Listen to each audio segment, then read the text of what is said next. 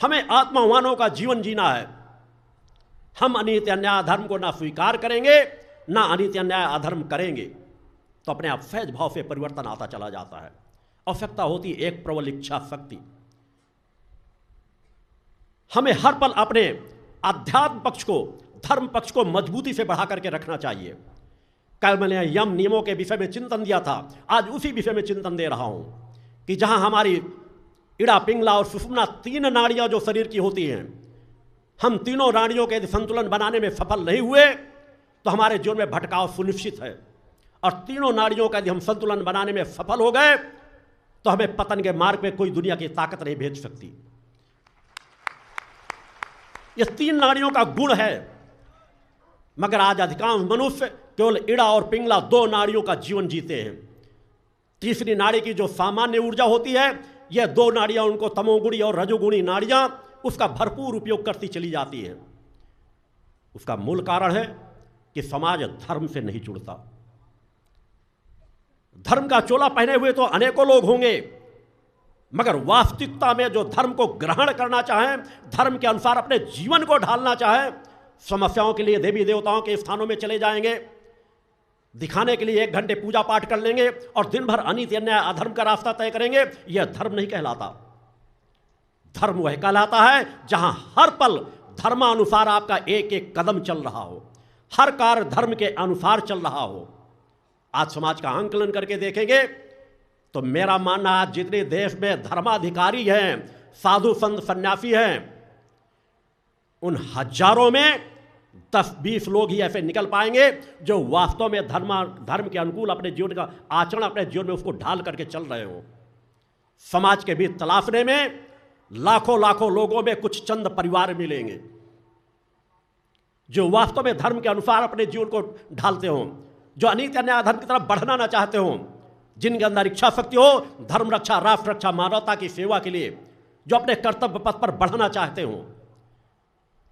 क्योंकि उसका मूल कारण वही है कि हम सब कुछ धर्म का भी आचरण करना चाहते हैं तो प्राप्त क्या करना चाहते हैं? भौतिक जगत, भौतिक जगत के संसाधन, कि हमें लाभ मिल जाए, हमें सुख शांति समृद्धि मिल जाए। मगर उसके लिए कर्म सिर्फ इतना कि जाके माथा टेक लेना, कुछ प्रसाद चढ़ा देना, अपने घर में आरती कर लेना, इतने से उसकी पूर्ति हो जाती है।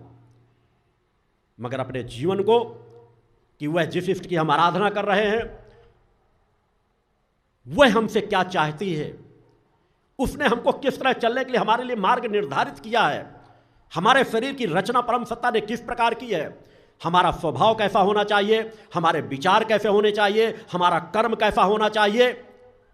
अगर हम उस पर ध्यान दे दें कि हमें कर्म कैसा करना, हमें विचार कैसे बनना आना, हमारा स्वभाव कैसा होना चाहिए, तो सहज भाव से परिवर्तन आता चला जाता है। सच्चा धर्म का आचरण करने वाला वही है जो एक एक पल का अपना आंकलन करता है, एक एक दिन का अपना आंकलन करता है कि मैं कहीं अनित्य अन्याय अधर्म के पथ पर तो नहीं चल रहा। वास्तव में मैं अपने इष्ट को अपने हृदय में धारण करना चाहता हूं कि नहीं चाहता हूं? वास्तव में मैं अपने इष्ट से एकाकार चाहता हूं कि नहीं चाहता हूं? अगर मैं अपने इष्ट को जिसकी आराधना करता हूं उसे सर्वशक्तिमान सत्ता मानता हूं तो मेरा प्रेम उसकी ओर होना चाहिए, ना कि भौतिक जगत की ओर। जिस दिन भक्त अपने अंदर यह दृढ़ इच्छा शक्ति प्राप्त कर ले कि लाभ हानि जीवन मरण यश अपयश इन सब परिस्थितियों को समभाव से लेता हुआ मेरे लिए, मेरे इष्ट की, मेरे गुरु की, मेरी परम सत्ता की कृपा मेरे लिए परिपूर्ण रहेगी कि उनकी नजदीकता मुझे प्राप्त हो, मेरी इष्ट की नजदीकता मुझे प्राप्त हो। भले मुझे हजारों जन्मों की यात्रा क्यों न तय करना पड़े, मगर एक न एक दिन उस क्षण को मैं प्राप्त कर लूं कि मैं माता आदि शक्ति जगजननी जगदम्बा के चरणों के दर्शनों को प्राप्त कर सकूं। सब कुछ संभव है। हम अजर अमर अविनाशी आत्मा का जीवन जी रहे हैं, एक इतनी अलौकिक शक्ति को लेकर के जीवन जी रहे हैं।